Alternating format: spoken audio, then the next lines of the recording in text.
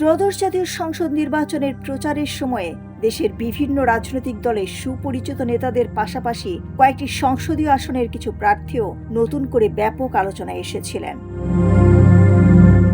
এসব প্রার্থীদের মধ্যে রুমিন ফারহানা, নাহিদ ইসলাম, ফজলুর রহমান, নুরুল হক নূর, হাসনাত আবদুল্লাহ, হান্নান মাসুদ সহ কয়েকজন জিতলেও ঢাকার বিভিন্ন সংসদীয় আসনে নির্বাচন করা নাসির উদ্দিন পাটোয়ারি, তাসনিম জারা ও মামুনুল হক এবং পঞ্চগড়ে সার্জিস আলম শেষ পর্যন্ত বিএনপির প্রার্থীদের কাছে হেরে গেছেন।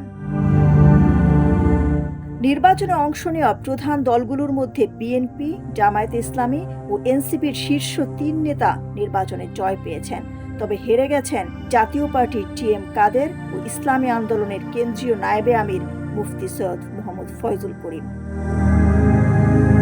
জামায়াতে ইসলামীর প্রার্থী হয়ে নির্বাচন করে দেশের রাজনৈতিক অঙ্গনে আলোচনায় আসা কৃষ্ণনন্দী হেরে গেছেন বিএনপি প্রার্থী আমির এজাজ খানের কাছে।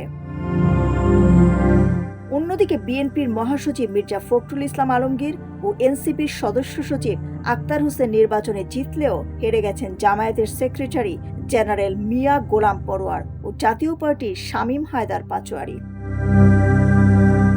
ওদিকে জেলা হিসেবে আওয়ামী লীগের শক্ত ঘাঁটি হিসেবে পরিচিত গোপালগঞ্জ জেলার 3টি আসনেই বিএনপি দলীয় প্রার্থীরা জয় পেয়েছেন। প্রসঙ্গত, বৃহস্পতিবার এই নির্বাচনের ভোট গ্রহণ অনুষ্ঠিত হয়। অন্তর্বর্তী সরকার কার্যক্রম নিষিদ্ধ করে রাখায় এই নির্বাচনে অংশ নিতে পারেনি দেশের অন্যতম বড় রাজনৈতিক দল আওয়ামী লীগ।